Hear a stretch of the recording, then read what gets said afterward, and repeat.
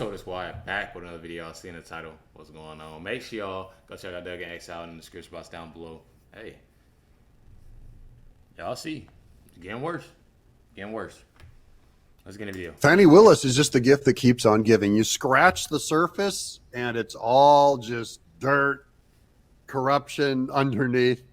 This time they're opening up an investigation on her that could lead to money laundering and bank fraud through donations. This is through corrupt donations. This is a long, long investigation that's been going on. Suddenly her name comes up. We'll get to all of it, but it doesn't surprise me now, right? Now that you find all the lying and all this other, many other prongs of investigations in her, it doesn't surprise me. This is old school corruption and how Fulton County, Georgia does things. Welcome to Doug in Exile. I'm Doug TeNapel. This is where the happy patriots are. Watch this. Did you donate 8,000 times? I cannot imagine. Even if it worked through, why is that an issue? Well, it doesn't seem possible that you donated that many times. You're right.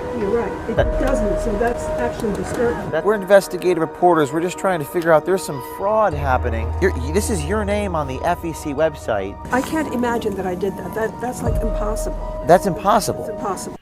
So that clip was just James O'Keefe going door to door to seniors who appeared to have donated to this Act Blue. This is an old school left-wing corrupt organization. But seniors who gave thousands of times to this organization, and he would just go and double check the name and the address and match it to the donation. And the seniors have no recollection of making donations to Fani Willis. One of the tipsters behind the investigation, Peter Berniger, has uncovered more evidence of what is called Smurfs, cutouts being used to funnel illicit funds to political candidates. You're going to hear a lot more about smurfing, both throughout this video, but also through this next election cycle. We'll let them explain it, but I'll wrap it up for you too also. He has poured through Fani Willis's donations and found evidence that these donations aren't coming from who they say they are. Like this example from Alberta, Michigan, from a place called the Cabbage Shed. Yeah, so why would someone in Michigan be giving money to Fani Willis? So that's the first trigger, is someone from out of state in Michigan is giving money to Fani Willis. Doesn't make sense. To Fulton County District Attorney Fani Willis. And this example from St. Petersburg, Florida, which looks to be, as you guessed it, just a vacant lot. Steve Crowder did some of this investigating also in the Maricopa County donations. Why are there so many donations coming from empty lots, from non-existent addresses, way beyond just a mistake, but systematic? And oftentimes it's multiple donations coming from the same address. Now, Florida Senator Marco Rubio's office has taken a look at these Smurfs and has filed a complaint about Act Blue and has demanded the FEC chair and vice chair investigate the radical activist arm of the Democratic Party. This is Marco Rubio is on the game now, having them look into what's called smurfing.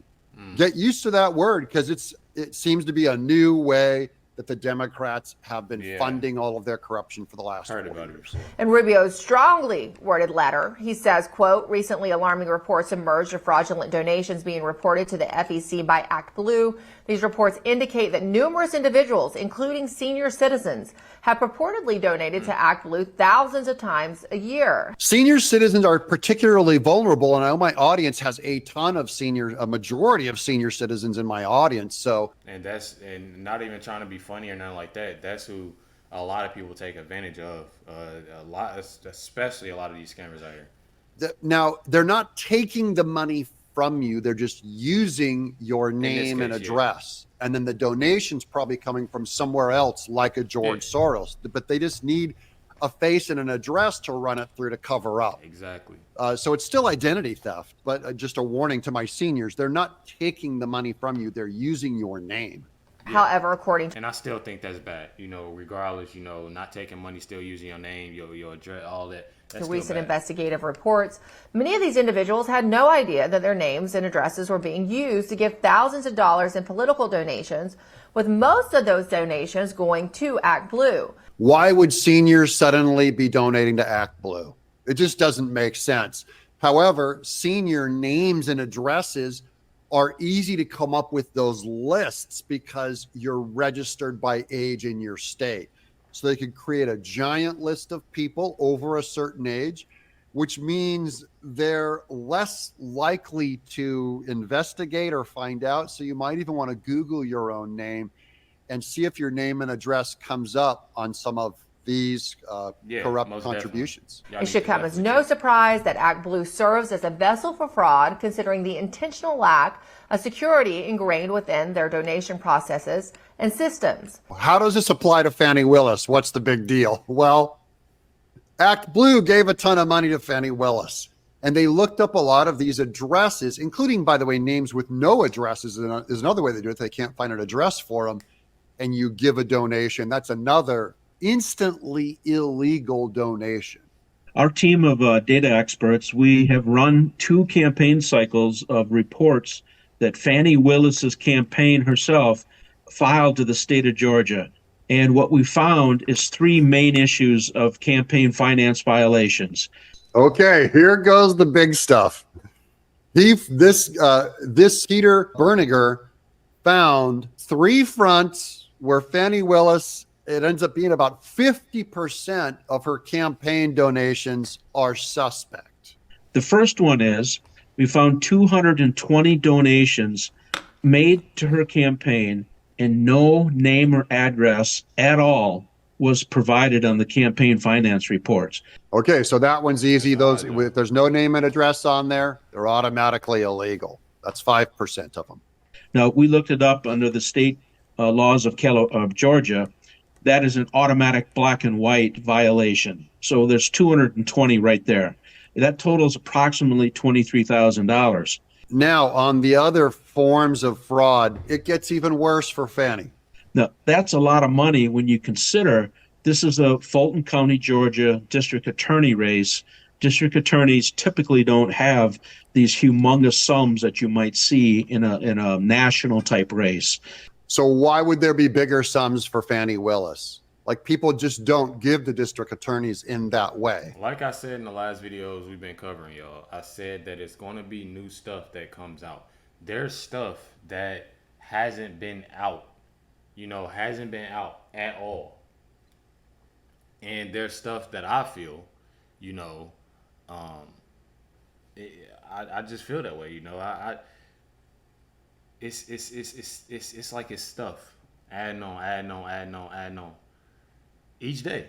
I mean, it's not we gotta wait a week, wait 2 weeks. It's like it's each day is something new that's going on. And, that's why you don't really, hide such things like this.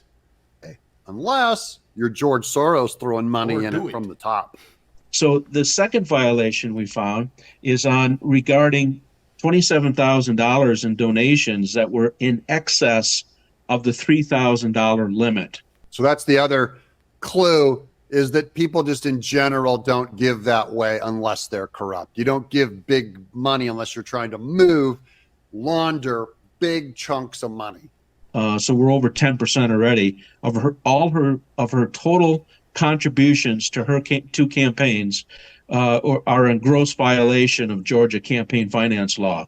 Okay, that's just 10% though. Where does the other 40% come from? Watch this.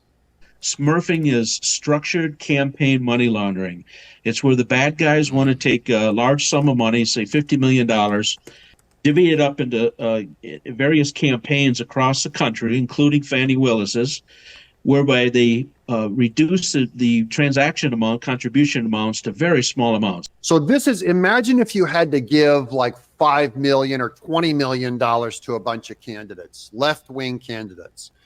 And it would be obvious if you just dropped 5 million here, 5 million there. But what if you took that 5 million and you spread it across 5 million donors, right? Yeah. $1 each for 5 million donors. Well, now you just need a list of 5 million donor names and addresses.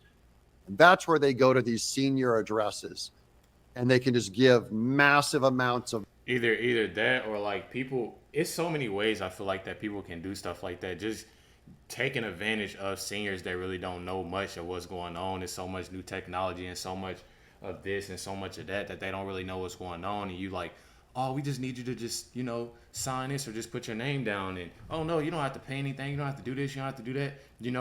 All you need is a person that's smiling, dressing nice, and that'll sit there and manipulate you to put your name on something.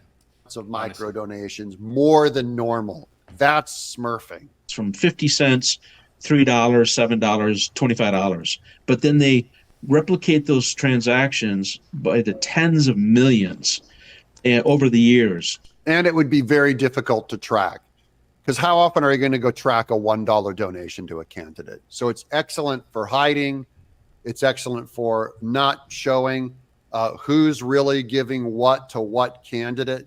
So this is now the big breaking news. We are filing today under sworn oath a complaint to the Georgia State Ethics Commission against Fani Willis of $160,000 in smurfing. So she would have gotten $160,000 from micro donations, which could be, $1 to $7, maybe 25 and under. But it would be across a bunch of suspect names and addresses.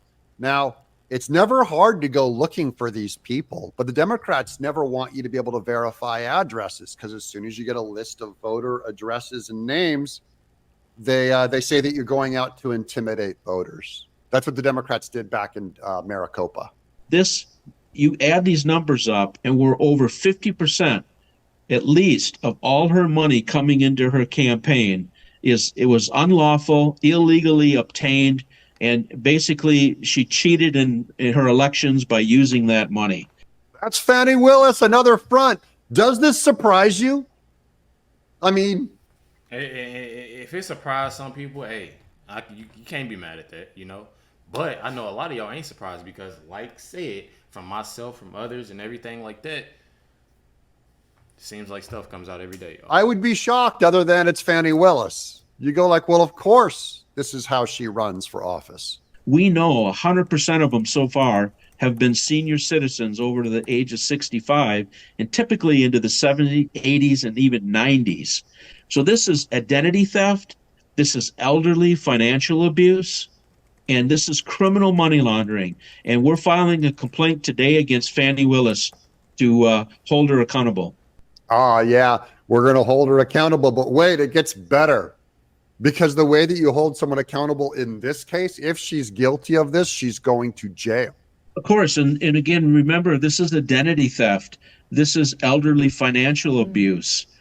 This is criminal money laundering. This is bank fraud, because obviously the transactions are going through the banks. Just adding a few more of those to her list of crimes. This is on top of the Trump trial. This is on top of her affair. This is on top of all of that. This is a brand new investigation, a new line into Fani Willis. Good news for Trump. Actually, I'm gonna say this, y'all, to end this video. Nobody did this but herself. When you sit there, you done went after somebody, y'all,